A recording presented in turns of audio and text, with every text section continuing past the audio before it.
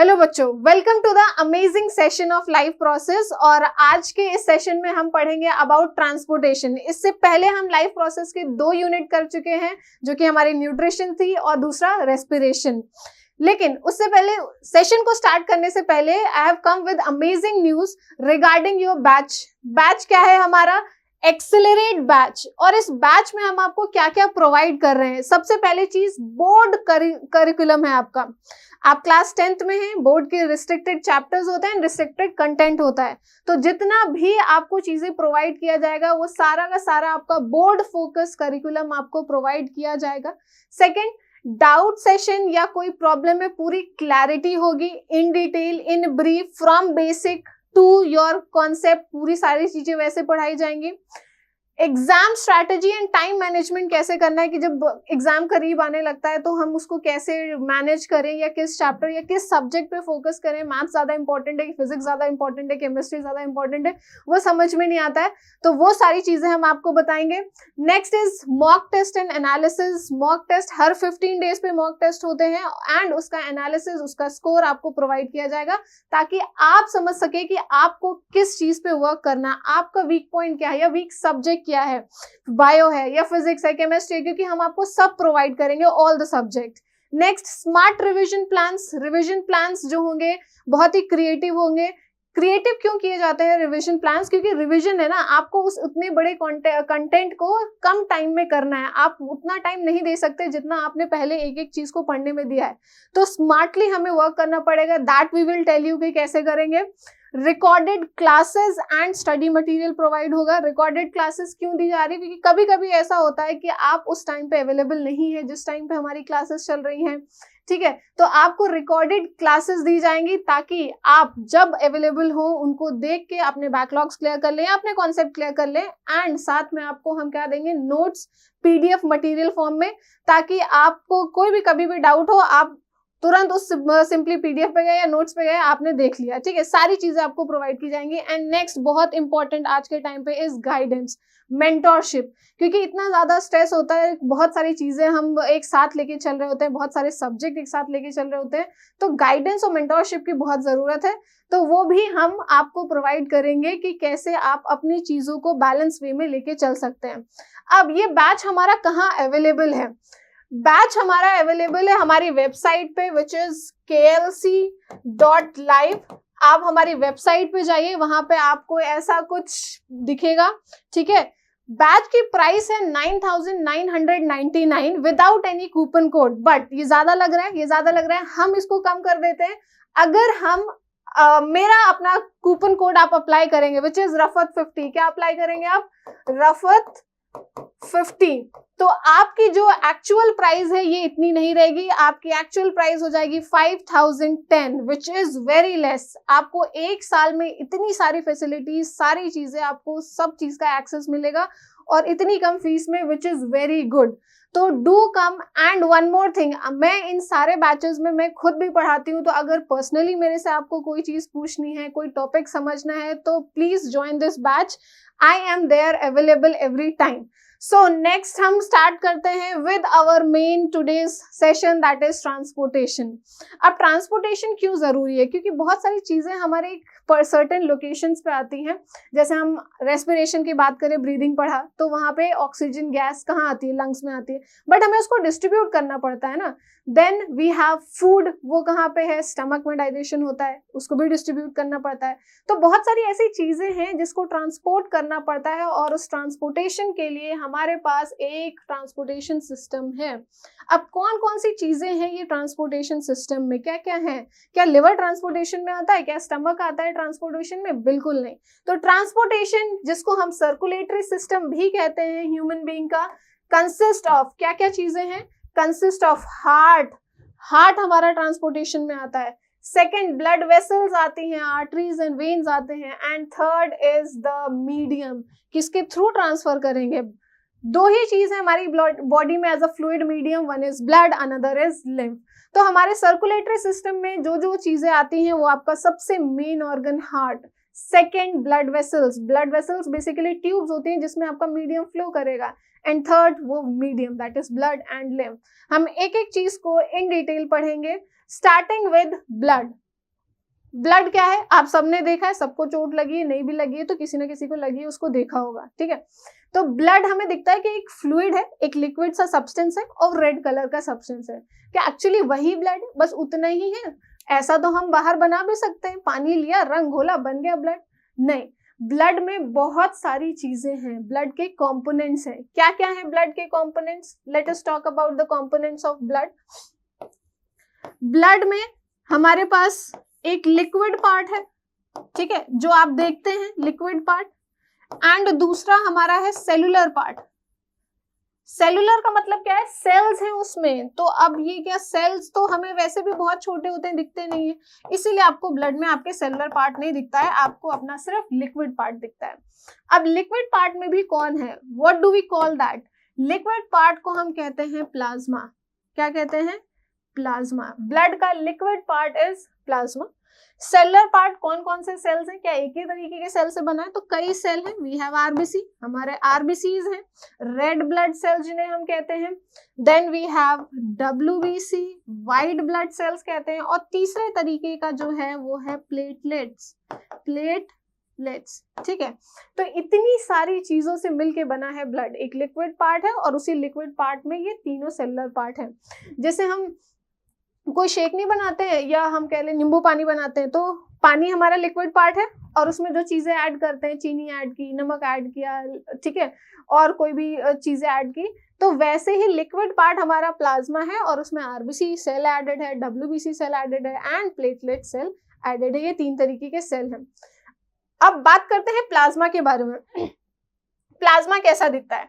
तो प्लाज्मा आपका yellow colour का होता है। अब दिमाग में आएगा, मैम येलो कलर तो नहीं, हमारे जब ब्लड ब्लीडिंग होती है तो रेड दिखता है। आई विल टेल यू क्यों।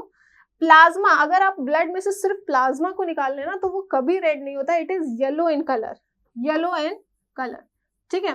और क्या क्या होता है प्लाज्मा में? प्लाज्मा में बहुत सारी चीजें होती हैं। प्लाज्मा में प्रोटीन होता है, we have protein in plasma, ठीक है। प्लाज्मा में कुछ सॉल्ट्स होते हैं, सॉल्ट्स होते हैं, आयंस होते हैं प्लाज्मा में, ठीक है। और सबसे ज्यादा मैक्सिमम अमाउंट में तो आपका वाटर है, वाटर, ठीक है। लगभग 90 to 92% प्लाज्मा का पानी है, इसीलिए तो लिक्विड दिख रहा है। 90 to 92% आपका पानी है, बाकी बचा हुआ 10 से 8% में ये protein, salt, ions, waste, urea, ठीक है, ये सारी चीजें प्रेजेंट है। अब बात करते हैं RBC, WBC and platelets cells जो हैं। सेल छोटे होते हैं तो इसीलिए हमें दिखते नहीं है। आरबीसी का काम क्या है? It carries respiratory gases. Respiratory gases क्या हैं? जो गैसेस हमने रेस्पिरेशन में पढ़ी थी, कार्बन डाइऑक्साइड एंड ऑक्सीजन। तो वहां हमने पढ़ा था कि आरबीसी के अंदर एक पिगमेंट होता है which is known as haemoglobin, और वो हीमोग्लोबिन से जुड़ता है ऑक्सीजन या कार्बन डाइऑक्साइड गैस। तो आरबीसी का फंक्शन क्या है कि it transport gases from various parts to other parts, या from lungs to other parts, मतलब एक जगह से दूसरी जगह लेके जाना गैसेस को। This is done by RBC, ठीक। क्यों? क्योंकि इसके पास क्या है? This has haemoglobin, HB. Haemoglobin help करता है गैसेस को ट्रांसपोर्ट करने में, साथ ही ये रेड कलर देता है, रेड पिगमेंट। तो ये जो आपका ब्लड रेड दिखता है वो इसकी वजह से दिखता है। अगर आप अपने ब्लड में से आरबीसी को निकाल दे, आपका ब्लड कभी रेड नहीं दिखेगा, कभी भी नहीं दिखेगा। आपका ये जो प्लाज्मा है इसके साथ आरबीसी इतने ज्यादा होते हैं कि पूरा ब्लड आपको रेड दिखता है। अब आपको याद रहेगा कि red colour is because of RBC, और वो भी आरबीसी के अंदर ऐसा क्या है? Haemoglobin. This is here written, ठीक है। It contains haemoglobin which impart red color to the blood, ठीक है, which impart red color to the blood। Function क्या है? रेस्पिरेशन गैसेस को कैरी करना, ठीक। अब आते हैं डब्ल्यूबीसी। डब्ल्यूबीसी का काम क्या है? डब्ल्यूबीसी भी सेल्स है और ये इरेगुलर सेल्स है। इरेगुलर का मतलब इनका शेप फिक्स नहीं है, जेली जैसा सेल है, इनके शेप चेंज होते रहते हैं। जैसे अमीबा हमने देखा है तो अमीबॉइड जैसा इनका मूवमेंट रहता है या शेप कह लें। इनका फंक्शन क्या है? They provide defence bye engulfing the germs and antibodies, ठीक है। ये डिफेंस करते हैं, आपकी बॉडी का इम्यून सिस्टम है, आपकी बॉडी को बीमारी होने वाले जो जर्म्स हैं, जो बीमारी फैलाते हैं, उनसे बचाते हैं। कैसे बचाते हैं? या तो उन जर्म्स को खा जाते हैं जिसे कहते हैं इनगल्फिंग, या तो उनको मार देते हैं एक पर्टिकुलर प्रोटीन बना के which is known as antibody. मान लीजिए फॉर एग्जाम्पल ये यहाँ पे पैथोजन है, आपकी ये बॉडी है और बॉडी में आपका एक कोई जर्म आ गया, पैथोजन आ गया, और ये ब्लड वेसल है जिसके अंदर ब्लड फ्लो कर रहा है और ये अंदर WBC है। क्योंकि WBC का शेप इरेगुलर होता है तो ये निकल आता है बाहर और ये धीरे धीरे जाके इसको पूरा खा जाएगा। पैथोजन को खा गया, एक तरीके से मार दिया, आपकी बॉडी बच गई, आप बीमार नहीं हुए। तो ये किसका काम है? WBC का। तो WBC गिव्स यू डिफेंस और इट गिव्स यू इम्यून। कैसे? बैक्टीरिया को खा जाता है, इसको क्या कहते हैं? इनगल्फिंग। हर केस में नहीं खाता है, इनगल्फिंग। जरूरी नहीं कि सबको इनगल्फ कर ले, कभी कभी क्या होता है कि इनगल्फ नहीं कर सकते, तो फिर कैसे मारे?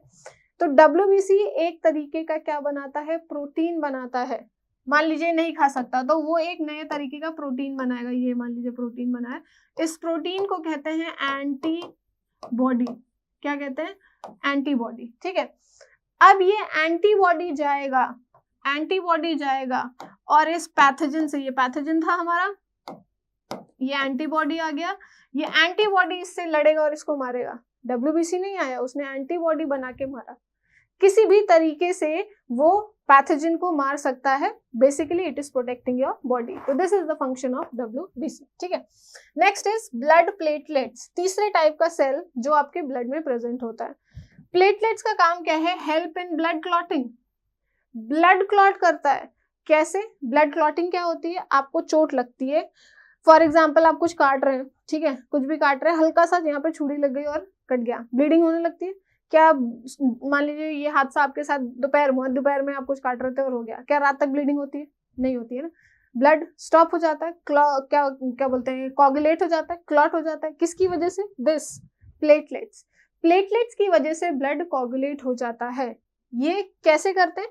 प्लेटलेट्स के पास बेसिकली बहुत सारे एंजाइम्स होते हैं जो क्या करते हैं, एक सीरीज ऑफ मैकेनिज्म चलाते हैं ब्लड क्लॉटिंग की, जिसे कहते हैं कैस्केड मैकेनिज्म, और उस कैस्केड मैकेनिज्म को करके करते क्लॉट कर देते हैं। फिर आप देखते हैं जहां आपको चोट लगती है ना, वहां पे ब्लैक कलर का एक पैच सा बन जाता है, जिसको आप थोड़े दिन बाद सूखता है तो उसको निकालते हैं। एक्चुअली वो जो ब्लैक कलर का क्लॉट है उसको कहते हैं आपका फिब्रिन क्लॉट। ठीक है, वो पूरा जाल मैश बन जाता है। तो प्लेटलेट्स का फंक्शन ब्लड क्लॉटिंग, WBC का function it gives you defence, and RBC का फंक्शन इट ट्रांसपोर्ट गैसेस। कौन सी गैसेस? Respiratory gases. और दूसरा इट गिव्स कलर। तो ये हो गया हम ब्लड के बारे में। हम सर्कुलेटरी सिस्टम में हमारा हार्ट, ब्लड वेसल ये था, तो ब्लड के बारे में पढ़ लिया। तो क्या सिर्फ एक ही मीडियम है जो क्या बॉडी में फ्लो कर रहा है? Only blood? ब्लड के अलावा कोई दूसरा लिक्विड नहीं है जो बॉडी में फ्लो कर रहा है? ब्लड के अलावा दूसरा लिक्विड जो बॉडी में फ्लो कर रहा है दैट इज योर लिम्फ। क्या है आपका? लिम्फ। ठीक है, अभी इसके बारे में हम बात करेंगे कि व्हाट इज लिम्फ और ये लिम्फ कैसे प्रिपेयर होता है। This was all about blood. Next आते हैं second part of circulatory system that is heart. Very important. हमने बहुत सारे ग्रीटिंग कार्ड में ये हार्ट बनाया है, बहुत सारे ग्रीटिंग कार्ड में, आज भी ग्रीटिंग कार्ड्स में यही हार्ट बनता है, दिस हार्ट। बट एक्चुअली क्या हार्ट हमारा ऐसा दिखता है? नहीं, ये है हार्ट। कहीं से कोई रिलेशन है ये और ये हार्ट में? नहीं है। पता नहीं कैसे किसने ये वाला हार्ट डिस्कवर कर दिया, आई डोंट नो व्हाई, क्योंकि कोई लिंक नहीं है। मतलब थोड़ा ऐसे करके बनाते, थोड़ा ऐसे करके बनाते तो समझ में भी आता, थोड़ा सा ये ऐसे है, ऊपर टॉल है, but I don't know why this heart is always use. But actually हमारा हार्ट ऐसा है, कोई लिंक ही नहीं है। अब हार्ट के बारे में जानेंगे, हार्ट में क्या क्या फीचर्स हैं और हार्ट कैसे प्रोटेक्टेड है। इमेजिन आपका हार्ट एक बॉक्स जैसा है, ठीक है। एक्चुअल हार्ट आपने देख लिया बॉक्स जैसा नहीं है, बट इमेजिन कि बॉक्स जैसा है। यहाँ पे हम बना लेते हैं, ठीक है।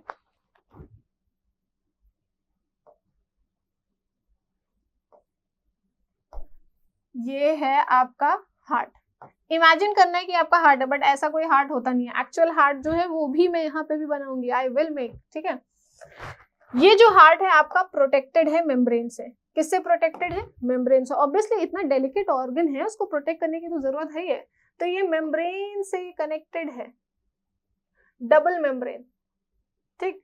मेम्ब्रेन को कहते हैं पेरिकार्डियम, और इस मेम्ब्रेन के बीच में एक लिक्विड भरा हुआ है। मेम्ब्रेन के बीच में क्या है? एक लिक्विड भरा हुआ है, that is known as pericardial fluid, ठीक। अब मैंने हार्ट को मैंने बोला कि एक बॉक्स है और उसके 4 कॉलम क्यों बनाए, क्योंकि हमारा जो हार्ट है वो 4 चेम्बर में डिवाइडेड है। It is divided into how many chamber, 4 chamber. अब चेम्बर्स के नाम क्या है? जो ऊपर के 2 चेम्बर हैं इनको हम कहते हैं ऑरिकल या एट्रिया। ऊपर के दोनों जो हैं they are known as auricle या फिर एट्रिया, ठीक। नीचे के 2 चेम्बर्स जो हैं इनको हम कहते हैं वेंट्रिकल, ठीक है, वेंट्रिकल। वेंट्रिकल की जो वॉल है वो ज्यादा थिक होती है एज कंपेयर टू ऑरिकल। क्यों? क्योंकि जो वेंट्रिकल की वॉल है उनमें जो ब्लड आता है, हार्ट पंपिंग ऑर्गन है ना, ब्लड पंप करता है, उनमें जो ब्लड आता है it is distributed to the body, body organs को डिस्ट्रीब्यूट किया जाता है, तो प्रेशर ज्यादा होता है। उस प्रेशर को बियर करने के लिए जो नीचे वेंट्रिकल्स की वॉल होती है वो थिक एंड मस्कुलर होती है, मोटी और मसल्स की। ऊपर वो भी मसल्स की होती है लेकिन वो थिन एंड मस्कुलर होती है, जो कि हम ऑरिकल की बात कर रहे हैं।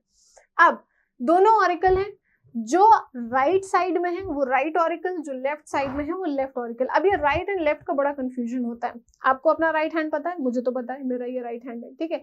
आपकी कॉपी आपके ऑपोजिट होती है, जिसमें भी आप ड्रॉ कर रहे हैं, वो copy, notebook, whatever it is, तो उसके ऑपोजिट होती है। तो आपका जो राइट हैंड है कॉपी में उसका ऑपोजिट लीजिएगा, ठीक है, वो आपका राइट होगा। तो अगर ये मेरा राइट हैंड है तो बोर्ड मेरे ऑपोजिट है, तो ये मेरा राइट साइड होगा, ठीक है। और अगर ये मेरा लेफ्ट हैंड है तो कॉपी में मेरा उसका ऑपोजिट ये लेफ्ट हैंड होगा, करेक्ट।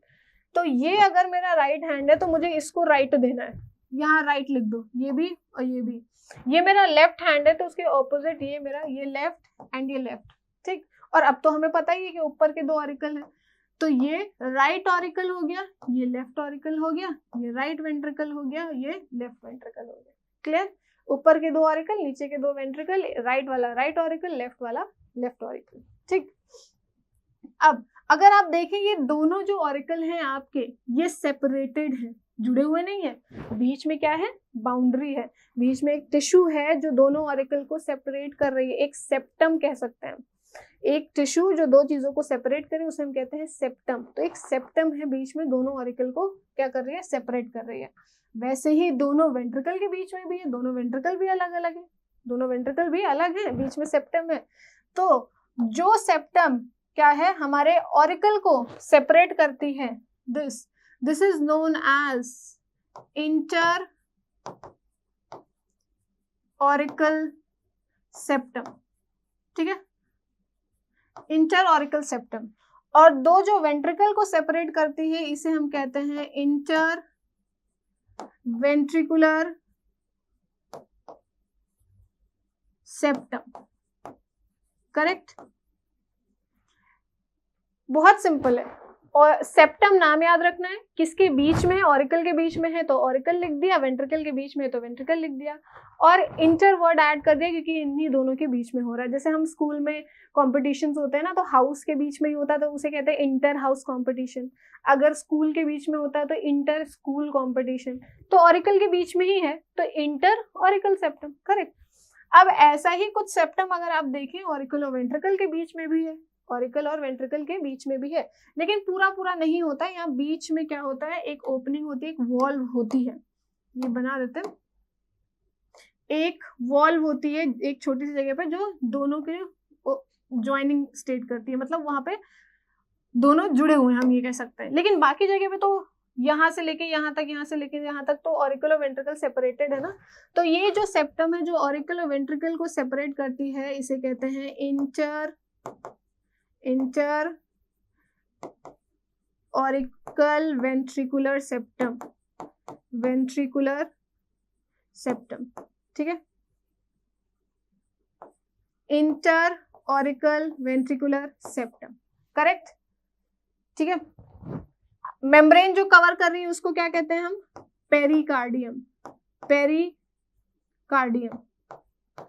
जो फ्लूइड है इन 2 मेम्ब्रेन के बीच में, डबल मेम्ब्रेन है ना, ये फ्लूइड है, इसे कहते हैं पेरिकार्डियल फ्लूइड,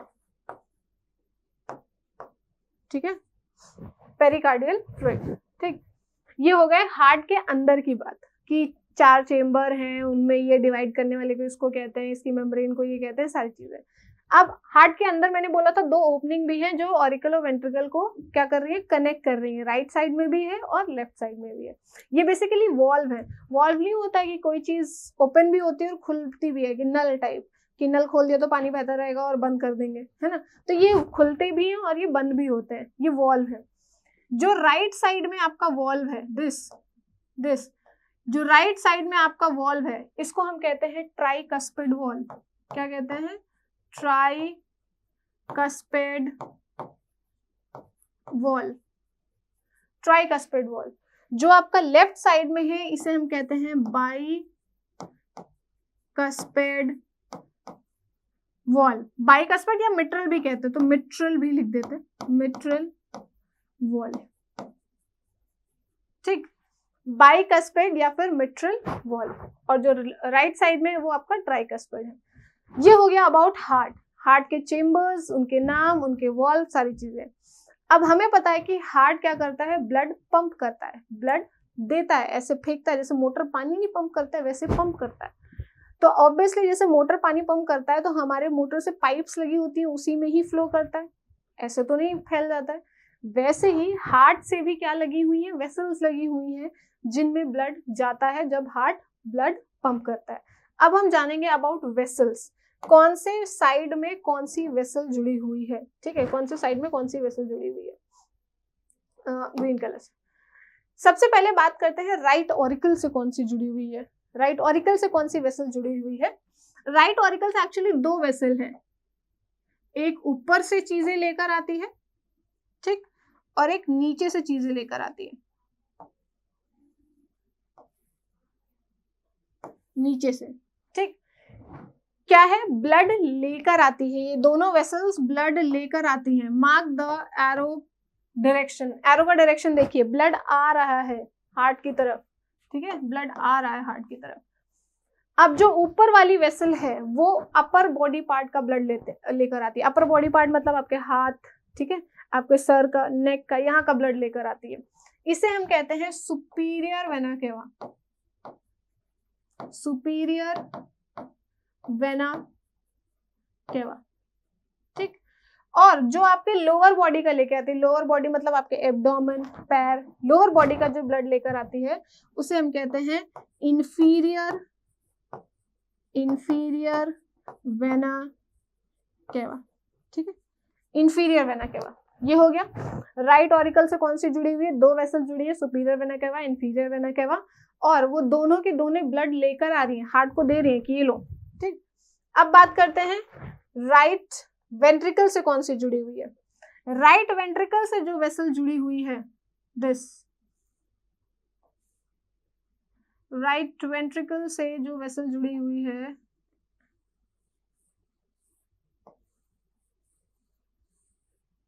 ठीक, राइट वेंट्रिकल से जो वेसल जुड़ी हुई है उसे हम कहते हैं पल्मोनरी आर्टरी। Pulmonary artery. और इसमें क्या हो रहा है, ब्लड आ रहा है कि जा रहा है, इससे ब्लड जा रहा है। देखो एरो का डायरेक्शन देखो आप, ये ब्लड वेसल हार्ट से ब्लड लेकर जाती है। राइट वेंट्रिकल से जो ब्लड वेसल जुड़ी है वो है पल्मोनरी आर्टरी, और ये ब्लड लेकर जाती है। कहाँ लेके जाती है, वी विल सी। अब आते हैं लेफ्ट ऑरिकल पे। लेफ्ट ऑरिकल पे कौन सी वेसल जुड़ी हुई है, तो लेफ्ट ऑरिकल से जो वेसल जुड़ी हुई है उसे कहते हैं हम पल्मोनरी वेन। क्या कहते हैं, पल्मोनरी वेन। इसमें भी ब्लड इस वेसल से लाया जाता है, किसको दिया जाता है, हार्ट को। ठीक, अब लेफ्ट वेंट्रिकल की बात करते हैं। ये लेफ्ट वेंट्रिकल से जो वेसल जुड़ी हुई है उसमें क्या है, ब्लड जाता है, हार्ट की तरफ लाया नहीं जाता, हार्ट से दूर लेके जाया जाता है।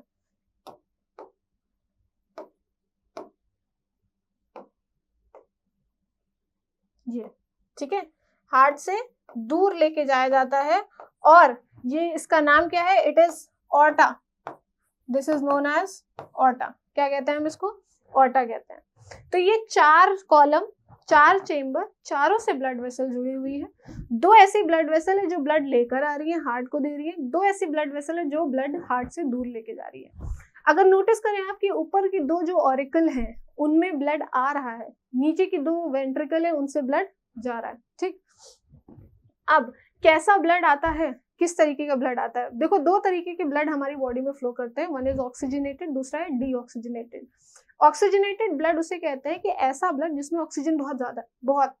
डीऑक्सीजनेटेड ब्लड उसे कहते हैं जिसमें ऑक्सीजन कम है। कम का मतलब है कि उसमें पहले थी, लेकिन जैसे जैसे ब्लड फ्लो करता गया वो बांटता गया ऑक्सीजन और धीरे धीरे उसमें लेवल कम हुआ। मान लीजिए आपके पास 100 टॉफी है और जैसे जैसे आप बांटते जाएंगे तो आपके पास टॉफी कम होने लगेगी ना। वैसे ही है, ब्लड जब एक बार निकलता है तो वो ऑक्सीजन बांटते हुए जा रहा है तो धीरे धीरे वो क्या हो जाएगा, डीऑक्सीजनेटेड ब्लड हो जाएगा, है ना। और जब उसके पास ढेर सारी जब ऑक्सीजन थी तब वो कैसा था, वो ऑक्सीजनेटेड था। तो अब हमें जानना है कि हमारे पास जो ये 4 ब्लड वेसल्स हैं जो या तो ब्लड ला रही है या तो ले जा रही हैं, ये कैसा ब्लड ला रही है ले जा रही है, डीऑक्सीजनेटेड या ऑक्सीजनेटेड? देखते हैं। देखो, जो ब्लड लेकर आ रही है राइट साइड पे, जो ब्लड लेकर आ रही है राइट साइड पे, जो आपका राइट साइड पे ब्लड लेकर आ रही है वो भी राइट ऑरिकल में, ऊपर से भी नीचे से भी, ये कैसा ब्लड लेकर आती हैं? ये लेकर आती हैं deoxygenated. Okay, it is not visible. Deoxygenated, ठीक, डीऑक्सीजनेटेड ब्लड लेकर आ रही है। ये भी लेकर आ रही है और ये भी लेकर आ रही है डीऑक्सीजनेटेड, जो नीचे से इंफीरियर वेना के वजह से कह रहे हैं, ठीक। जो ये राइट वेंट्रिकल से जुड़ी हुई है पल्मोनरी आर्टरी, ये भी डीऑक्सीजनेटेड ब्लड ये तो लेके जा रही है फिलहाल, जो लेके जा रही है वो भी डीऑक्सीजनेटेड ही लेके जा रही है, डीऑक्सीजनेटेड, ठीक है। तीसरी पे आता है पल्मोनरी वेन, ब्लड ला रही है, कैसा ला रही है? ये जो ब्लड लेकर आ रही है ये आपका है ऑक्सीजनेटेड, ऑक्सीजनेटेड, ठीक। और ये जो लेकर जा रही है ये भी आपका कैसा लेकर जा रही है, ऑक्सीजनेटेड, ऑक्सीजनेटेड, ठीक है, ठीक। तो अगर आप नोटिस करें कि आपके राइट साइड में जो भी ब्लड वेसल्स हैं, ये थी, इसमें भी डीऑक्सीजनेटेड है, ये लेकर जा रही है वो भी डीऑक्सीजनेटेड। लेफ्ट साइड में जो भी ब्लड वेसल है, चाहे ला रही हो चाहे ले जा रही हो, उन दोनों में क्या है, ऑक्सीजनेटेड। तो इससे तो एक पॉइंट ये क्लियर है हमारा कि right side of heart, right side में हमेशा क्या आपको मिलेगा, डीऑक्सीजनेटेड ब्लड मिलेगा, डीऑक्सीजनेटेड, ठीक। राइट चाहे ऑरिकल ले लो चाहे वेंट्रिकल ले लो, कोई भी चेंबर ले लो, कोई भी ब्लड वेसल ले लो, राइट साइड की डीऑक्सीजनेटेड ब्लड जा रहा होगा या आ रहा होगा। लेफ्ट की अगर हम बात करें तो लेफ्ट में आपका क्या होगा, ऑक्सीजनेटेड, ऑक्सीजनेटेड, ठीक है। लेफ्ट का क्या होगा आपका, ऑक्सीजनेटेड। तो ये एक इंपॉर्टेंट पॉइंट कि लेफ्ट में चाहे ब्लड आ रहा हो जा रहा हो, आप चेंबर की बात कर रहे हैं, वेसल की बात कर रहे हैं, लेफ्ट साइड की, हमेशा वहां पे आपका ऑक्सीजनेटेड ब्लड होगा। सो this is all about heart, all the chambers, all the vessels, all the valve, ठीक है। वॉल्व 2 हार्ट में, वैसे तो 4 हैं, 2 और हैं, 2 और कहाँ है वो भी देख लेते हैं, ठीक। एक तो यहाँ पे है,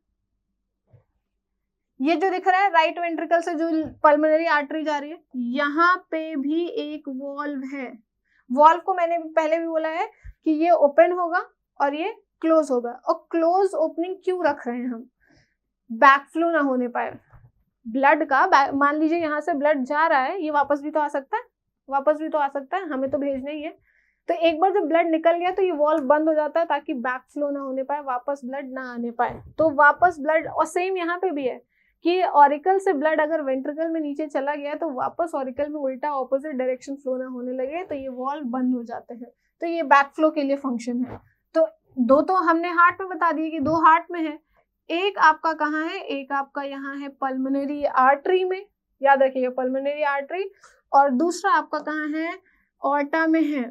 और एक चीज नोटिस करें, आपके दोनों वेंट्रिकल से जुड़ी हुई जो ब्लड वेसल्स हैं उन्हीं में है, दोनों, ये भी वेंट्रिकल से जुड़ी हुई, ये भी वेंट्रिकल से जुड़ी हुई, ठीक। अब ये जो वेसल, ये जो वॉल्व है, इसको क्या कहते हैं, this valve is known as, इसको कहते हैं हम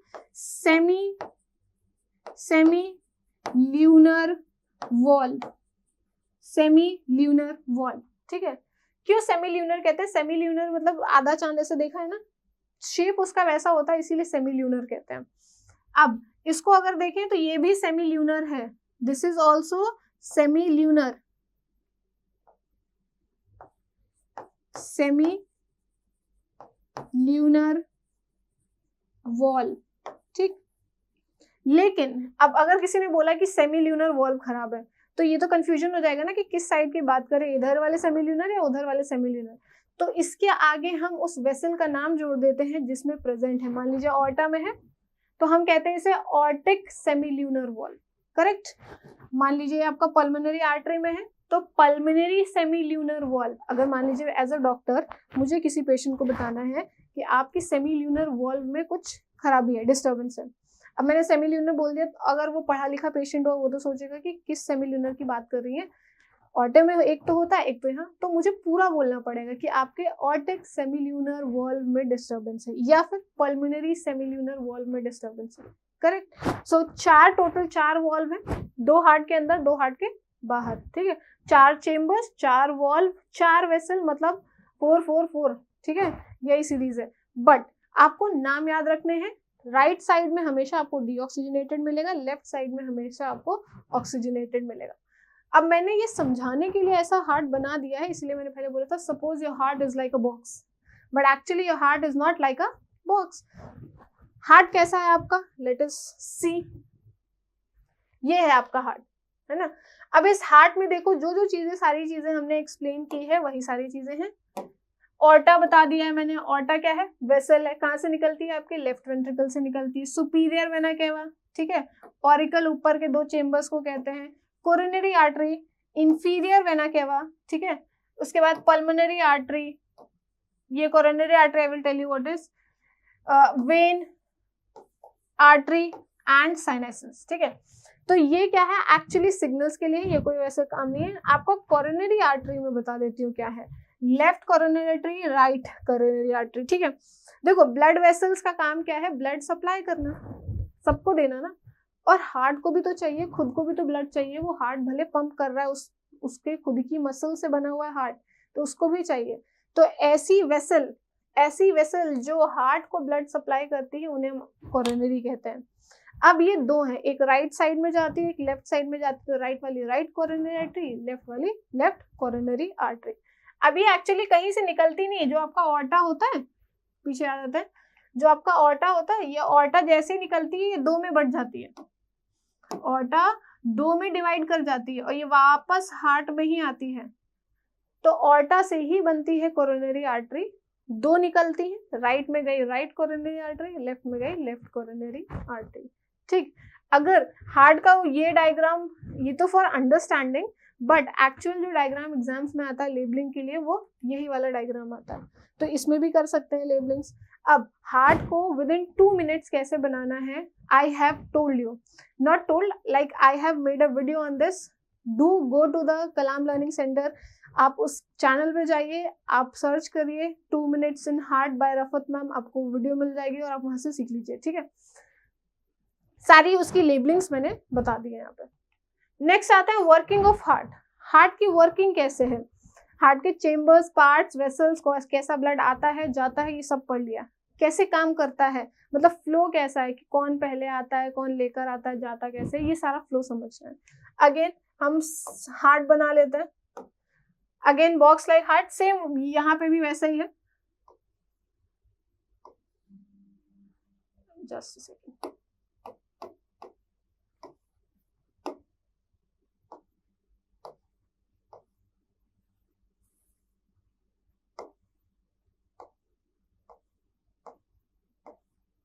ठीक है, ये मैंने ऐसे बनाया, मतलब ये वॉल्व है, ये आपका राइट ऑरिकल है, ये आपका लेफ्ट ऑरिकल है, ये आपका राइट वेंट्रिकल है, ये आपका लेफ्ट वेंट्रिकल है, ठीक।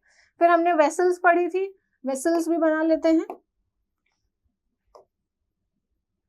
ये दोनों वेना केवास हैं जो ब्लड लेकर आती है, ठीक। फिर यहाँ से एक ब्लड वेसल निकलती है, फिर यहाँ एक ब्लड वेसल आता है और यहाँ एक ब्लड वेसल आता है। अब हमें डायरेक्शन ऑफ ब्लड जानना है कि कैसे होता है। आपका जो ब्लड फ्लो कर रहा है कैसा है, 2 तरीके का ब्लड है, और एक ऑक्सीजनेटेड है, दूसरा डीऑक्सीजनेटेड है। ऑक्सीजनेटेड कब होगा? जब ब्लड कहाँ जाएगा? जहाँ ऑक्सीजन बहुत ज्यादा है, और ऑक्सीजन सबसे ज्यादा कहाँ आ रही है? लंग्स में, करेक्ट। तो ब्लड अगर आपका लंग से होके जाएगा और सारी ऑक्सीजन वहां से कलेक्ट कर लेगा तो वो ब्लड आपका क्या हो जाएगा? ऑक्सीजनेटेड। दूसरा ब्लड फिर उस ऑक्सीजन को देने के लिए जाता है, किसको? बाकी ऑर्गन्स को। तो वहां जब वो दे देता है तो वो फिर चेंज हो जाता है डीऑक्सीजनेटेड ब्लड में। तो बेसिकली अगर हम देखें तो आपका ब्लड एक ऐसी जगह जाता है जहां ऑक्सीजन मिलती है विच इज लंग, और दूसरा उस जगह जाता है जहां ऑक्सीजन देनी है विच इज ऑर्गन्स। तो दो जगह सर्कुलेशन है। तो लंग्स हम यहाँ बना लेते हैं, यहाँ मान लीजिए हमारा लंग्स है, ठीक है, दिस इज अवर लंग। और ऑर्गन्स, ऑर्गन मैंने लिख दिया है यहाँ पे, इसका मतलब सारे ऑर्गन्स की बात हो रही है। सारे ऑर्गन्स में क्या है? लिवर है, किडनी है, सब ऑर्गन्स है, सब, ठीक है। होता क्या है, सबसे पहले क्या है? ऑर्गन से ब्लड कलेक्ट किया जाता है। ऑर्गन से क्या है? ब्लड कलेक्ट किया जाता है। ऑर्गन से ब्लड कलेक्ट, ऑर्गन में आपका ब्रेन भी आता है, आपका किडनी भी आता है, स्टमक, लिवर, एवरीथिंग, सब कुछ आता है। तो सुपीरियर वेना केवा भी काम कर रही है, इंफीरियर वेना केवा भी काम कर रही है। दोनों क्या है? ब्लड लेकर आ रहे हैं, दोनों ये ब्लड लेकर आ रहे हैं। ये यहां से ब्लड आया और यहां से ब्लड आया, ठीक। फर्स्ट स्टेप हमारा क्या होगा कि ब्लड क्या है हमारा? यहाँ आ रहा है, ब्लड यहाँ आ गया, और राइट साइड में कैसा ब्लड होता है? डीऑक्सीजनेटेड। तो ब्लड ऑर्गन से आया है तो मतलब सारे ऑक्सीजन वहां खत्म हो गए हैं ऑर्गन में, तो डीऑक्सीजनेटेड ब्लड आया हमारा कहाँ पे? राइट ऑरिकल में। राइट ऑरिकल की फिर क्या है? वॉल्व ओपन होंगे। वॉल्व कौन से थे? Tricuspid valve. और वो ब्लड हमारा नीचे आ जाएगा, ये है डायरेक्शन। नीचे जब आ गया तो उसको दूसरा रास्ता ब्लड को भरता जाएगा, और दूसरा रास्ता ब्लड को कौन सा मिलेगा? ये वाली vessel which is pulmonary artery, correct. इतना ब्लड भरता जा रहा है कि पल्मोनरी आर्टरी में भी तो एक वॉल था, वो ओपन हो जाएगा। वो जैसे ओपन होगा आपका ब्लड पल्मोनरी आर्टरी में जाने लगेगा, ठीक। ये ऐसे आया, ऐसे गया और इसमें जाने लगा। अब ये पल्मोनरी आर्टरी में जा रहा है, पल्मोनरी आर्टरी कहाँ लेके जाएगी इसको? ये लेके जाएगी लंग्स के पास, क्योंकि आपका ब्लड जो आया है वो है डीऑक्सीजनेटेड, हमें इसको करना पड़ेगा ऑक्सीजनेटेड। तो पल्मोनरी आर्टरी जो ब्लड लेके जाती है वो लेके जाती है किसके पास? लंग्स के पास, ठीक। आपका लंग्स के पास ब्लड गया, फिर लंग्स में जब ब्लड गया, ऑक्सीजन ऐड हुआ, तो अब आपका वहां से जो ब्लड निकलेगा वो आपका कैसा होगा? ऑक्सीजनेटेड ब्लड होगा। और ऑक्सीजनेटेड ब्लड को हार्ट के पास कौन लेके आ रहा था? Pulmonary vein. तो आपका अब ब्लड कहाँ आएगा? यहाँ आएगा, ठीक। उसके बाद ये ऑरिकल में आया, फिर प्रेशर की वजह से आपके बाइकस्पिड वॉल्व खुल जाएंगे, नीचे वेंट्रिकल में आएगा, और वेंट्रिकल में आने के बाद इधर ऑर्टिक वॉल्व ओपन हो जाएगा और ये ऑर्टा में आएगा। ऑर्टा एक ऐसी वेसल है जो हर ऑर्गन को ब्लड देती है। तो ऑर्टा किससे कनेक्टेड होगी? आपकी ऑर्गन से कनेक्टेड होगी, दिस। तो this is the working of heart, ठीक है। हम अगर यहाँ ऊपर से स्टार्ट करें तो पहले लंग से ब्लड निकलेगा, ठीक है। कैसा ब्लड होगा? आपका ऑक्सीजनेटेड ब्लड, क्योंकि लंग से निकल रहा है और लंग्स के पास तो ढेर सारी ऑक्सीजन है। कहाँ आएगा? लेफ्ट ऑरिकल में, फिर लेफ्ट वेंट्रिकल में, फिर ऑर्टा से जाएगा ऑर्गन्स के पास, ऑर्गन्स को सारी ऑक्सीजन दे दी, अब ब्लड क्या हो गया? डीऑक्सीजनेटेड। इसको फिर जाना है लंग्स के बाद ऑक्सीजनेटेड के लिए, तो पहले ये जाएगा हार्ट के पास वेना केवा से, फिर वेंट्रिकल जाएगा, राइट वेंट्रिकल, और राइट वेंट्रिकल से फिर लंग्स जाएगा। सो this is how your blood flows. पहले ऑक्सीजनेट होना, डीऑक्सीजनेट होना, फिर ऑक्सीजनेट, डीऑक्सीजनेट, ऐसे करके ब्लड फ्लो करता रहता है। और जो सारे न्यूट्रिएंट्स है ऑर्गन्स को प्रोवाइड करने हैं, ऑक्सीजन प्रोवाइड करना है, वो प्रोवाइड होते रहते हैं। अब आ जाते हैं इस डायग्राम पे। देखो नंबर 1 क्या है? सबसे पहले ऑक्सीजनेटेड ब्लड लेकर आना कहाँ? लेफ्ट एट्रियम में। कौन लेकर आता है? Pulmonary vein. हमने वेसल्स पहले ही पढ़ ली है, ठीक। फिर लेफ्ट एट्रियम से कहाँ आ रहा है? आपका लेफ्ट वेंट्रिकल में आ रहा है, नंबर 2, ठीक। लेफ्ट वेंट्रिकल से आपका फिर कहाँ जा रहा है? ऑर्टा लेकर जा रही है। और कैसा ब्लड है ये? ऑक्सीजनेटेड, क्योंकि लेफ्ट साइड की बात कर रहे हैं ना, लेफ्ट में तो हमेशा ऑक्सीजनेटेड है। कहाँ लेके जाएगा? बॉडी ऑर्गन्स, ठीक है। फिर बॉडी ऑर्गन से आपका जो ब्लड है वो डीऑक्सीजनेट हो गया, और उसको कौन लेके जाएगा? वेना केवा लेके जाएंगे, हमने पढ़ लिया है। और 2 वेना केवा होती है, वो भी पढ़ लिया है। तो 4th स्टेप ये हो जाएगा। फिर राइट एट्रियम में गया तो नीचे राइट वेंट्रिकल में आएगा, 5th स्टेप ये हो गया। फिर राइट वेंट्रिकल से ये वापस लंग्स के पास जाएगा ऑक्सीजनेट होने के लिए, और किसके थ्रू जाएगा? पल्मोनरी आर्टरी के थ्रू जाएगा। तो ये आपका हो गया 6th point. So this is the working of heart, ठीक। Clear? Working of heart, next आते हैं लिम्फ। लिम्फ क्या है? अनदर फ्लूइड है। जैसे हमने blood as a liquid medium पढ़ा कि ब्लड है, उसमें चीजें हैं जो चीजें अलग अलग डिफरेंट चीजों को ट्रांसपोर्ट कर रही हैं। उसके अलावा भी हमारे सर्कुलेटरी सिस्टम में, या हम कह सकते हैं बॉडी में, एक और फ्लूइड या लिक्विड चीज पाई जाती है, विच इज लिम्फ। लिम्फ क्या है? It's a colourless fluid present in intercellular space. Colourless fluid है, सेल्स के बीच में स्पेस होता है, उन स्पेसेस में ये होता है, और ये बनता किससे? Plasma which escape from the capillaries. Blood का प्लाज्मा पढ़ा था।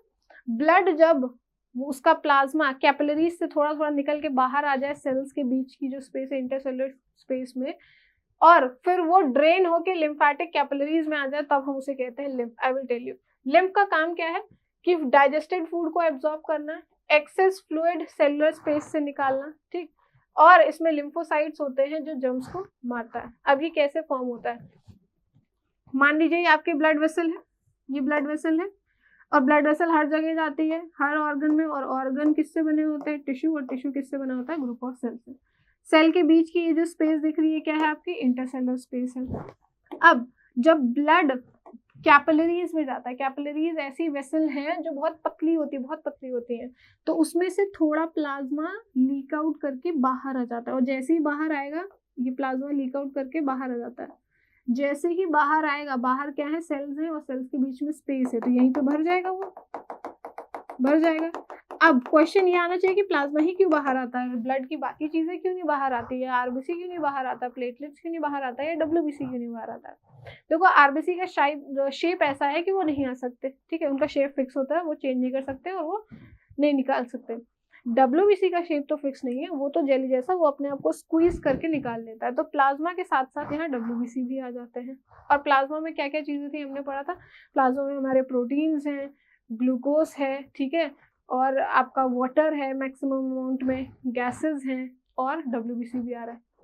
अब क्योंकि हमारा आरबीसी नहीं आया है, आरबीसी तो रेड कलर देता है, आरबीसी नहीं आया है, तो यहाँ जो फ्लूइड आएगा वो कैसा होगा? वो येलो इन कलर होगा। कैसा होगा? Yellow in colour, yellow colour. अब इसको हम लिम्फ नहीं कहते, इसको हम टिश्यू फ्लूइड कहते हैं, क्योंकि ये टिश्यू के बीच में है। लेकिन क्या ये फ्लूइड यहीं भरा रहेगा? क्योंकि बाकी तो और निकलता जाएगा तो एक्सेस होता जाएगा ना। ये आता है चीजें लेकर, क्योंकि प्लाज्मा में बहुत सारी चीजें होती है, सेल्स के बीच में एक्सचेंज करता है, सेल अपना वेस्ट डंप करते हैं, ये अच्छी चीजें ले लेता है। ऐसे ये कम्युनिकेशन कह लें, या कह सकते हैं हम चीजें ट्रांसपोर्ट एक तरीके से सेल को यही कर रहा है ना। और उसके बाद ये धीरे धीरे यहाँ से बहता हुआ रहता, वहां रुकता नहीं है इतनी देर के लिए, बहता भी रहता है। जैसे ब्लड वेसल्स हैं, ब्लड वेसल्स मतलब ट्यूब है जिसमें ब्लड फ्लो कर रहा है, वैसे ही कुछ और वेसल्स भी होती है जिन्हें हम कहते हैं लिम्फ वेसल, लिम्फेटिक सिस्टम। अब मान लीजिए ये आपकी लिम्फ वेसल है, ये यहाँ से लिम्फ वेसल जा रही थी। अब ये फ्लूइड बहते हुए आ गया कहाँ? इसमें लिम्फ वेसल में आया हुआ fluid is what? This is lymph, यही लिम्फ है। कुछ नया फ्लूइड नहीं है, ये ब्लड के प्लाज्मा से ही बना हुआ फ्लूइड है। ये यहाँ पे भी लिखा हुआ था कि it is formed from the plasma. और कैसा प्लाज्मा? जो निकल जाता है कैपिलरीज से, ठीक। इसका फंक्शन क्या था? डाइजेस्टेड फैट, एक्सेस फ्लूइड निकालना इंटरसेलुलर स्पेस से। दिख रहा है आपको, इंटरसेलुलर स्पेस से निकल रहा है। और इसमें लिम्फोसाइट्स होते हैं। लिम्फोसाइट्स एक तरीके का डब्ल्यूबीसी है। ये क्या है? लिम्फोसाइट मतलब डब्ल्यूबीसी की बात कर रहे हैं। और डब्ल्यूबीसी का काम क्या था? जर्म्स मारना ना, तो ये लिखा which kill germs and protect the body, ठीक है। तो another type of liquid medium which is circulating in our body, that is your lymph. कुछ अलग नहीं है, it is mainly made up of blood. अब क्वेश्चन ये भी आएगा आपके दिमाग में कि अगर लिम्फ आपका ब्लड से बन रहा है तो ब्लड तो कम होना चाहिए, धीरे धीरे खून की कमी होनी चाहिए। क्यों ऐसा हो रहा है? क्यों कमी नहीं होती है बट लिम्फ बन भी रहा है? ठीक है, वो इसलिए होता है क्योंकि अल्टीमेटली ये जो लिम्फ से ये जो ब्लड से चीजें निकली है, ये वापस ब्लड में चली जाती हैं। आपकी ब्लड कैपिलरीज और ये लिम्फ वेसल इंटरकनेक्टेड होती हैं, कहीं ना कहीं जुड़ी होती है, ठीक। नेक्स्ट आते हैं डबल सर्कुलेशन। डबल सर्कुलेशन क्या चीज है? सर्कुलेशन मतलब घूमना, और डबल मतलब दो बार, 2 टाइम्स, ठीक है, 2 टाइम्स। जब कोई चीज 2 बार घूम रही हो एक ही जगह से, तो that is known as double circulation, correct.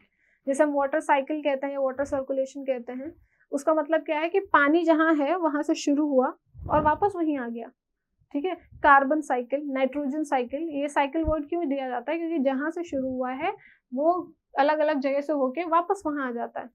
वैसे ही डबल सर्कुलेशन है, हमारे हार्ट में एक मैकेनिज्म चलता है which is known as double circulation.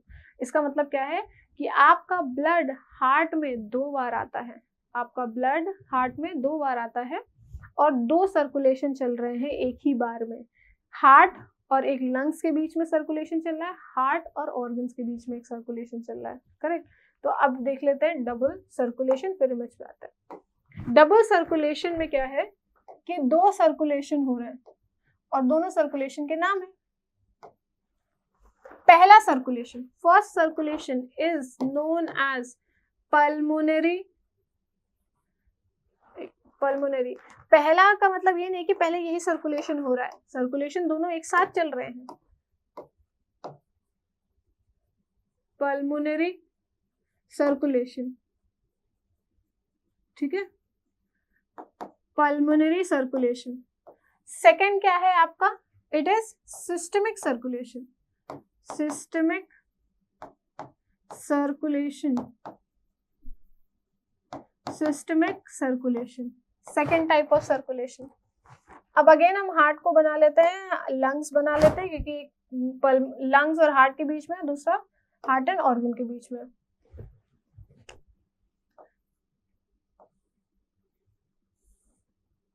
ये है हार्ट आपका, दिस, ये 4 चेम्बर, ठीक। ये आपका राइट ऑरिकल, ये लेफ्ट ऑरिकल, ये राइट वेंट्रिकल, ये लेफ्ट वेंट्रिकल। लंग्स ऊपर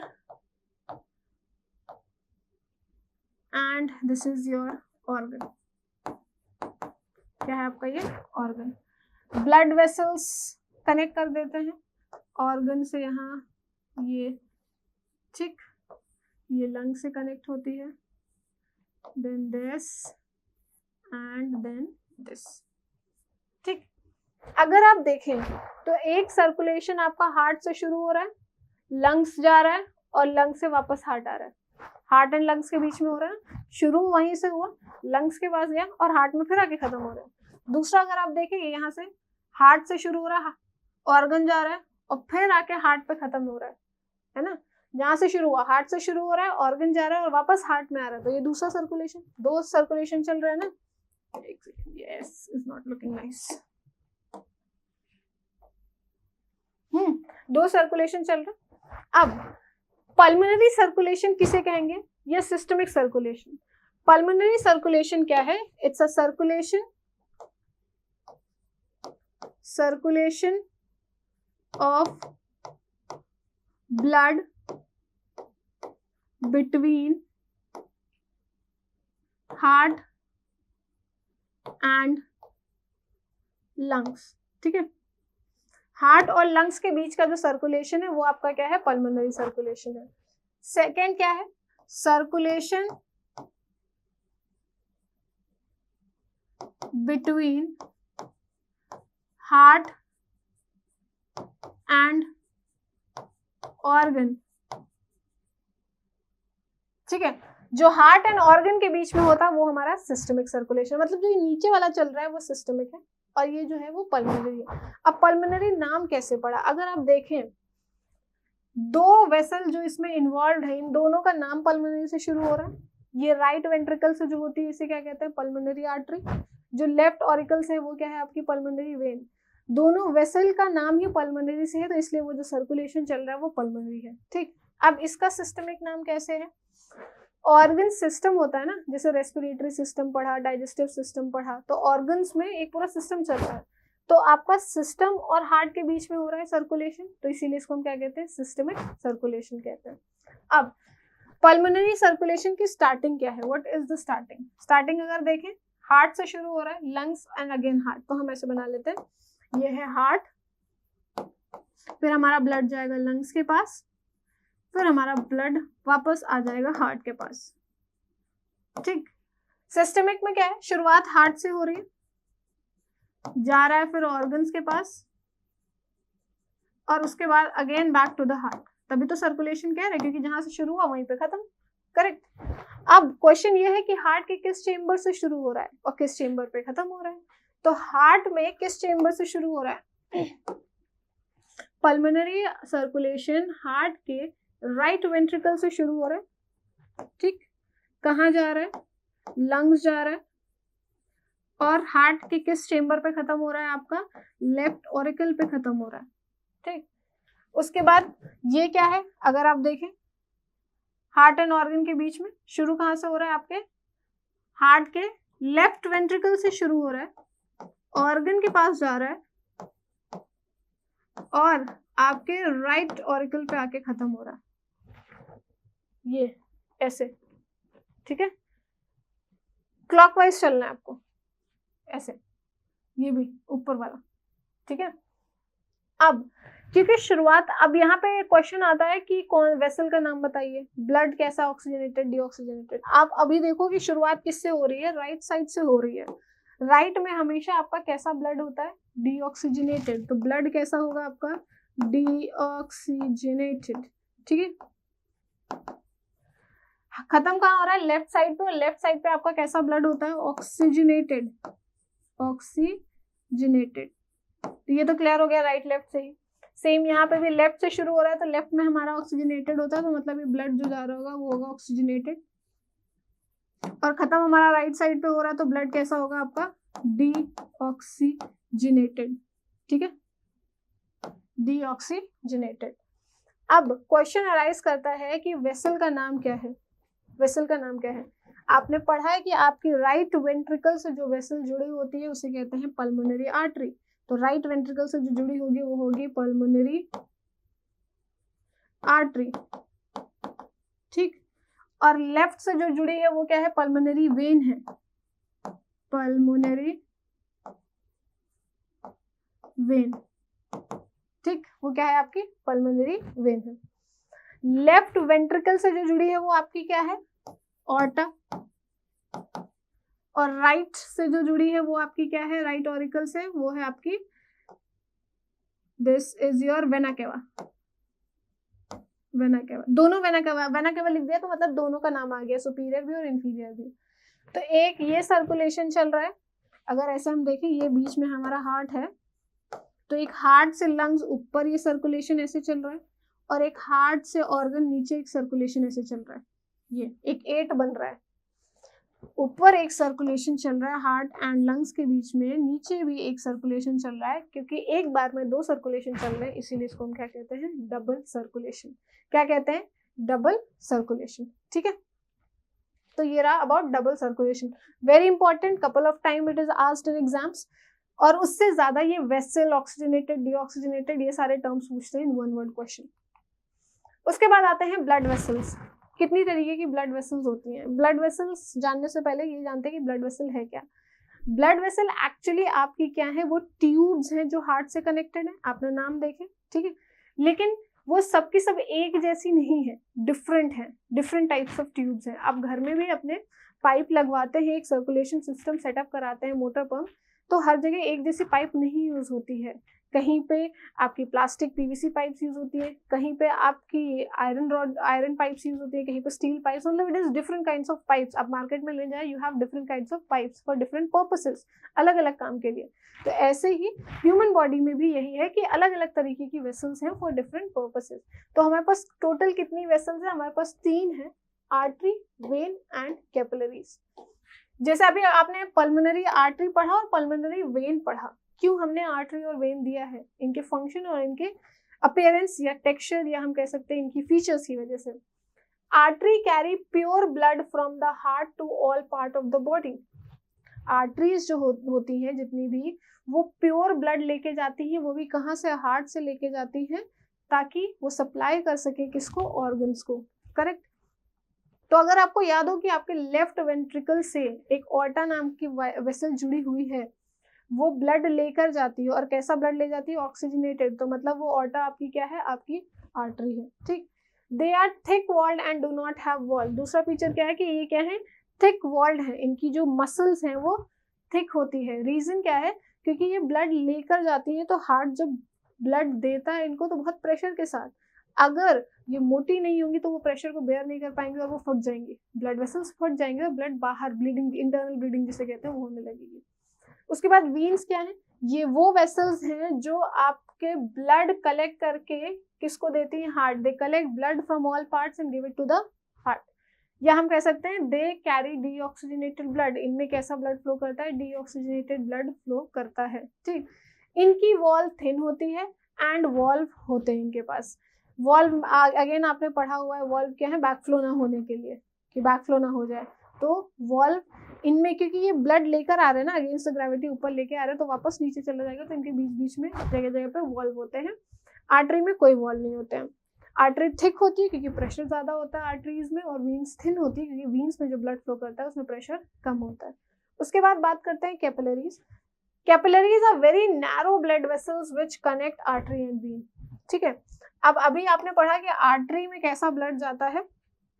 आपका टिश्यू को देने के लिए बेसिकली ऑक्सीजनेटेड ब्लड, और वीन में कैसा ब्लड जाता है? Basically deoxygenated blood. तो ये कहीं ना कहीं तो एक्सचेंज हो रहा होगा, कहीं ना कहीं तो डीऑक्सीजनेटेड ब्लड जो हो गया है उसको ऑक्सीजनेटेड किया जा रहा होगा, कहीं ना कहीं आर्टरी और वेन जुड़ रही होंगी। तो वो जो जोड़ने वाली पतली पतली वेसल्स होती है, नैरो ब्लड वेसल्स, वो आपकी कैपिलरीज है, ठीक। और कैपिलरीज से ही जो आपने भी पढ़ा था लिम्फ बन रही है, कुछ चीजें, प्लाज्मा बाहर आ जाता है, तो वो आर्टरी और वेन से नहीं आता है। क्यों? क्योंकि आर्टरी और वेन की तो मसल बहुत मोटी है, और वेन की भले कम है थोड़ी, लेकिन है थिकनेस, तो कोई भी चीज लीक आउट करके नहीं निकल सकती है। कुछ भी अगर लीक आउट करके निकलता है for the purpose of lymph formation, for the purpose of protection, वो हमेशा पतली सी ट्यूब जो है वो उनसे निकलता है, दैट इज योर कैपिलरीज। और चीजें अगर निकली हैं तो न्यूट्रिएंट्स भी उसके साथ गए हैं, तो न्यूट्रिएंट्स भी प्रोवाइड करती हैं ये कैपिलरीज। गैसेस भी प्रोवाइड करती है कैपिलरीज, किसको? सेल्स को, क्योंकि निकल के तो सेल के पास ही जा रहे हैं ना। अब आर्टरी को अगर आप देखेंगे तो आर्टरी जो है वो थिक होती है। ये अगर आर्टरी मैंने बनाया है, ये इतनी थिकनेस है और बीच में इतना इनका ल्यूमेन है, इसको कहते हैं ल्यूमेन।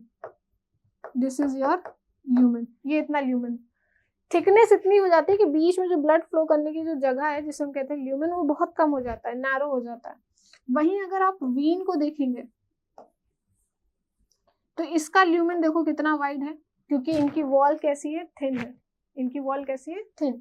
तो ये इनका ल्यूमेन है। इनका ल्यूमेन कैसा है? इनका ल्यूमेन वाइड है। इनका ल्यूमेन कैसा है? इनका ल्यूमेन नैरो है।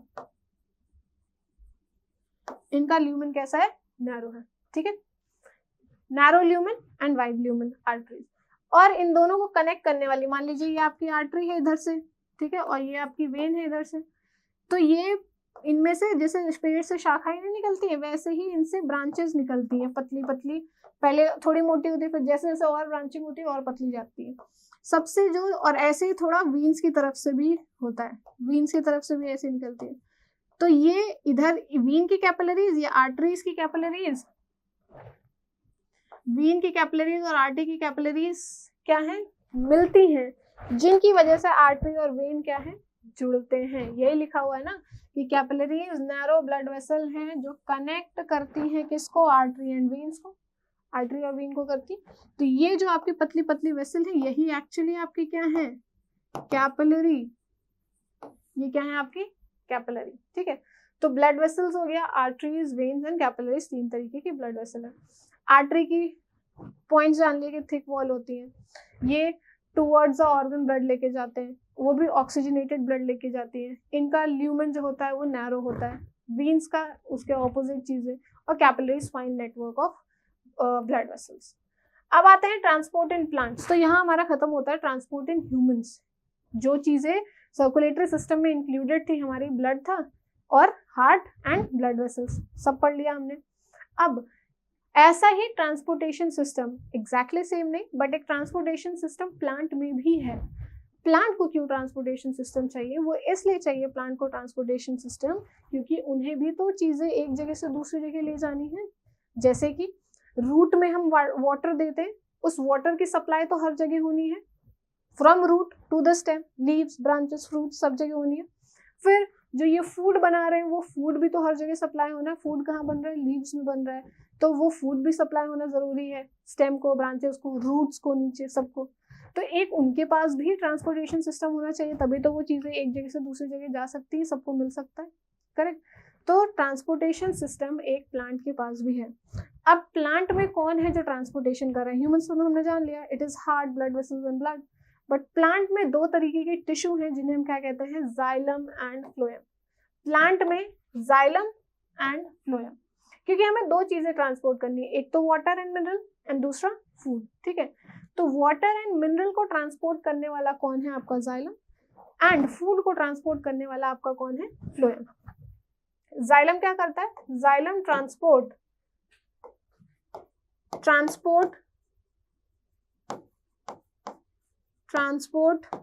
वाटर एंड मिनरल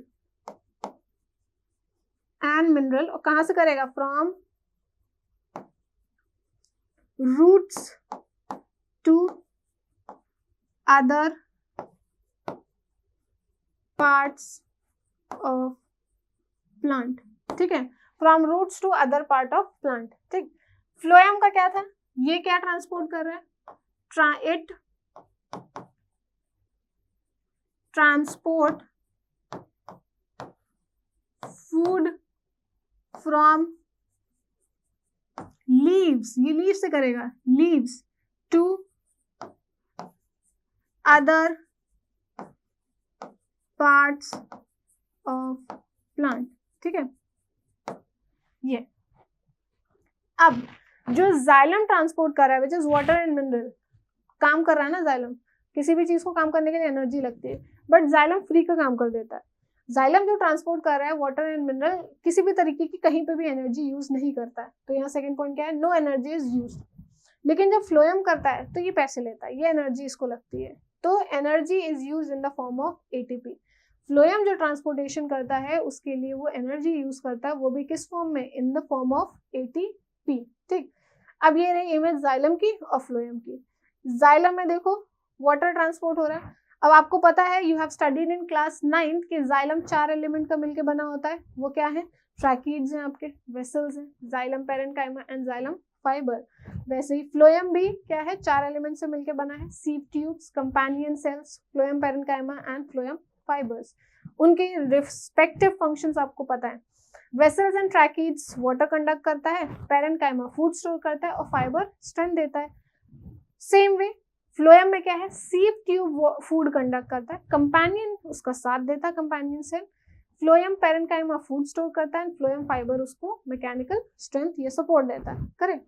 अब एक चीज अगर देखें, जाइलम में जो ट्रांसपोर्ट है वो ट्रांसपोर्ट कहाँ से? रूट से ऊपर, रूट से ऊपर के हिस्से, ऊपर के पार्ट्स में चाहे वो स्टेम आए, लीफ आए, बर्ड आए, कुछ भी आए, ऊपर ही है।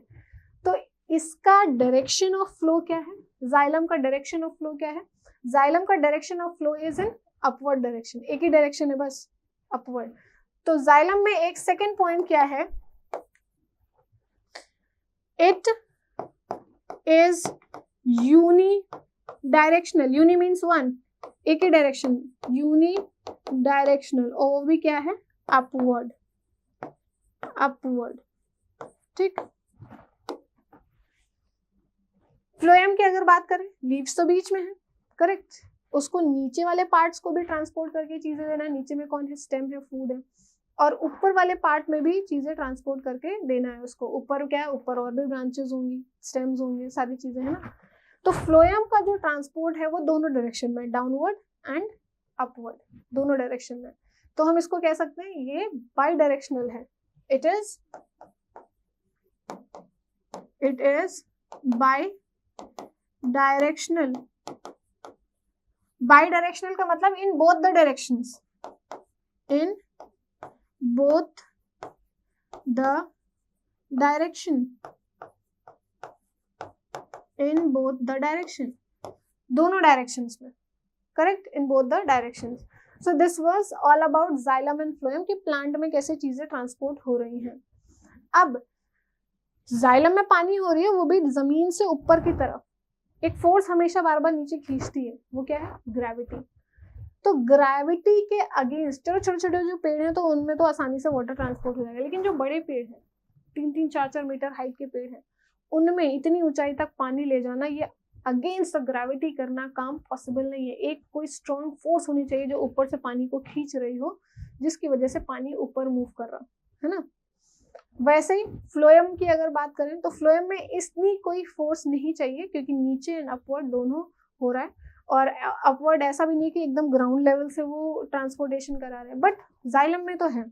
तो ये ड्राइविंग फोर्स क्या है, तो ड्राइविंग फोर्स की बात करेंगे, दो चीजें हैं जो हेल्प कर रही है। One is transpiration, another is translocation. Transpiration क्या है, एक प्रोसेस है in which loss of water takes place in the form of water vapour.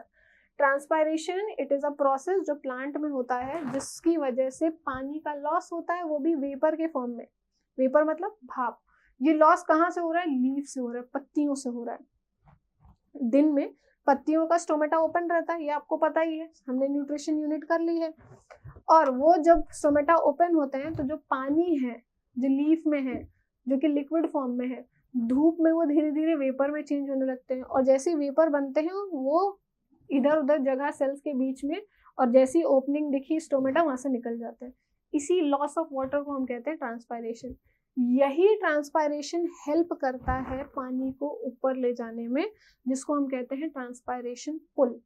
Transpiration ने पानी को ऊपर पुल किया, which is known as transpiration pull. अब ये पुल कैसे आता है, सपोज ये जाइलम है स्टेम के अंदर, ठीक है, ये स्टेम है और ये स्टेम के अंदर हमारा क्या है, जाइलम, और ये किससे कनेक्टेड है, लीफ से कनेक्टेड है। ये लीफ बना दी हमने, करेक्ट। लीफ में ये क्या है, यहाँ ओपनिंग्स है जिन्हें हम क्या कहते हैं, stomata. This is known as stomata. ये आपकी क्या है, स्टोमेटा। दिन का टाइम है, स्टोमेटा ओपन है, वाटर जो है वो वेपर में चेंज हो रहा है, और वो वेपर निकलता भी जा रहा है। जाइलम में पानी है, हम ड्रॉपलेट्स बना देते हैं,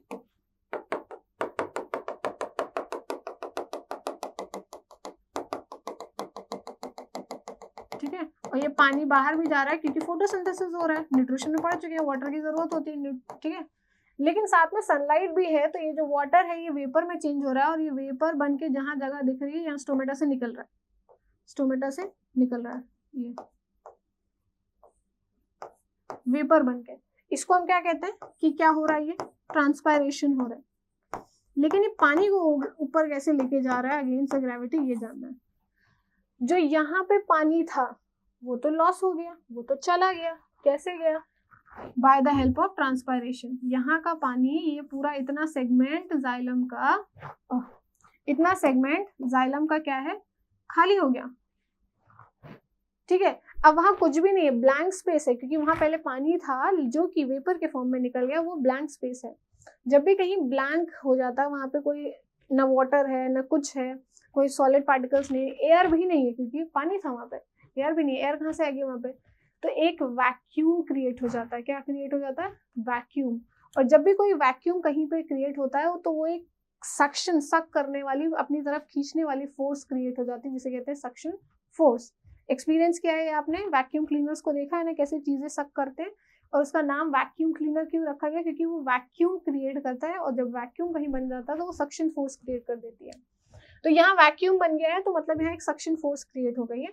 अब ये सक्शन फोर्स क्या करेगी, जो इस वाले हिस्से में पानी है, क्योंकि यहाँ का पानी थोड़ी गया, ये अपनी तरफ खींचेगी, तो खींच के पानी यहाँ आ गया। अब खाली जगह कहाँ हो गई, यहाँ पे हो गई, इतनी सी जगह पे, क्योंकि यहाँ का पानी वहां चला गया, सक्शन फोर्स वहां बन रही थी ना।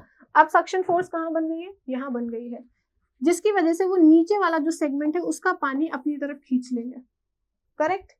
अब सक्शन फोर्स यहाँ पे क्रिएट हो गई, अब ये नीचे का पानी ऊपर खींच लेंगे, सक्शन फोर्स यहाँ क्रिएट हो गई है। तो ये सक्शन फोर्स बना कौन रहा है, ये ना ट्रांसपायरेशन। अगर ये ना हो तो वो जगह भरी रहेगी, कोई वैक्यूम क्रिएट नहीं होगा, कोई सक्शन फोर्स क्रिएट नहीं होगा। तो क्योंकि ट्रांसपायरेशन पानी को ऊपर खींच रहा है, तो this process is known as, this process is known as transpiration pull. Transpiration pull. तो ट्रांसपायरेशन पुल क्या है, it is basically a suction force, एक सक्शन फोर्स है created by transpiration, which help in pulling the water in upward direction. पानी को ऊपर direction में पुल करने में हेल्प करता है. तो this is about transpiration and transpiration pull. Next बात करते हैं व्हाट इज ट्रांसलोकेशन. जैसे पानी को ऊपर लाना ये ट्रांसपोर्टेशन है और ट्रांसपायरेशन की वजह से हो रहा है और फोर्स सब इंटर है. वैसे ही फूड को एक जगह से दूसरी जगह ले जाना उसको ट्रांसलोकेशन कहते हैं, ट्रांसपोर्टेशन नहीं कहते हैं. क्या कहते हैं? Translocation. Transport of food from leaf to different part, that is known as translocation. उसी को क्या कहते हैं हम? ट्रांसलोकेशन. पत्ती से खाने को एक जगह से दूसरी जगह ले जाना, दिस इज अवर ट्रांसलोकेशन. ठीक है, ये पूरा मैकेनिज्म है ट्रांसलोकेशन का, कैसे होता है. ये आपका फ्लोएम है, क्या लिखा है? फ्लोएम. और फ्लोएम के 4 एलिमेंट में से कौन सा एलिमेंट है जो फूड ट्रांसपोर्ट करता है? Which is sieve tube. तो ये सीव ट्यूब बना है. इसके जस्ट बगल में जो इनके साथी होते हैं जिसको हम कंपेनियन सेल कहते हैं, तो ये क्या है आपका? Companion cell. और उसके जस्ट बगल में क्या है आपका? लीफ सेल, जिसमें फोटोसिंथेसिस हुआ है और वहीं पे फूड प्रिपेयर हुआ है. अब होता क्या है कि जो भी फूड प्रिपेयर हुआ है सबसे पहले किसको दिया जाता है? कंपेनियन सेल को दिया जाता है. हमने पहले जब फ्लोएम को पढ़ा था वहां पढ़ा था कि फ्लोएम जब ट्रांसपोर्टेशन करता है तो वो एनर्जी लेता है एटीपी के फॉर्म में. तो ये जो ट्रांसफर हुआ है लीफ से food into companion cell, direct sieve में नहीं जाएगा, उसके पहले साथ ही लेंगे कंपेनियन सेल. ये एटीपी का इस्तेमाल करके किया जाता है. फिर कंपेनियन देगा किसको? सीव सेल को. जैसे ही सीव सेल या सीव ट्यूब्स को कंपेनियन से फूड मिलता है, फूड क्या होता है आपका? सुक्रोज. सुक्रोज, ठीक है, ग्लूकोज बनता है फोटोसिंथेसिस से और वही ग्लूकोज जुड़ जुड़ के यूनिट बन जाती है सुक्रोज. जैसे ही सुक्रोज आपका सीव ट्यूब में गया, आपका जाइलम उसी के बगल में होता है. जाइलम और फ्लोएम एक साथ ही लगे होते हैं. जाइलम में पानी जा रहा है, वो पानी यहाँ आ जाता है तो एक सोल्यूशन बन जाता है. आपका सुक्रोज आया, जाइलम से पानी आया और क्या बन गया? सुक्रोज सोल्यूशन बन गया. अब सुक्रोज सोल्यूशन यहाँ बहुत ज्यादा बन गया, बहुत ज्यादा. ठीक है, जिस तरफ कम होगा कंसंट्रेशन ग्रेडियंट कम होगा, लोअर होगा, उस तरफ वो मूव करने लगेगा सोल्यूशन. मान लीजिए नीचे कम है तो ये मूवमेंट अपने आप नीचे होने लगेगा. और जिसके पास कमी है वहां पे, अभी सीव ट्यूब में था, फिर सीव ट्यूब से वो कंपेनियन सेल को दिया जाएगा. कंपेनियन सेल से वापस उस सेल को जिसको चाहिए फूड, मान लीजिए रूट को चाहिए, रूट के सेल को चाहिए तो वो रूट सेल. जहां लेके जाना है फूड को उसे कहते हैं हम सिंक, और जहां से लिया जाता है, शुरुआत की जाती है, उसे हम कहते हैं सोर्स. ठीक है, सो this is the mechanism of transportation of food in plants by the help of phloem. Correct. तो ये पूरा मैकेनिज्म, और आपने देख लिया कि इनको ट्रांसपोर्ट करने के लिए जाइलम की भी हेल्प लग रही है. अगर आप देखें जाइलम से भी पानी ले रहे हैं, उसको सोल्यूशन बनाते हैं तब करते हैं, बिना सोल्यूशन बनाए नहीं करते हैं. दूसरी चीज, कंपेनियन सेल से जब देते हैं तो वहाँ एटीपी एनर्जी यूज करते हैं. तो थोड़ा इनका कॉम्प्लेक्स मैकेनिज्म है और जाइलम का simple mechanism. So this was all about transport of food, या फिर हम ट्रांसपोर्ट ऑफ कह सकते हैं materials in plants using xylem and phloem. So here we end our today's topic, which is circulatory system या transportation of life process. We'll be back with another session of life process or last part of life process, which is excretion. तब तक, if you like this, do write your feedback and subscribe our channel, and do get enrolled to our batch to get latest and in detail clarity of things, and also recorded lectures, PDF and everything. Thank you everyone.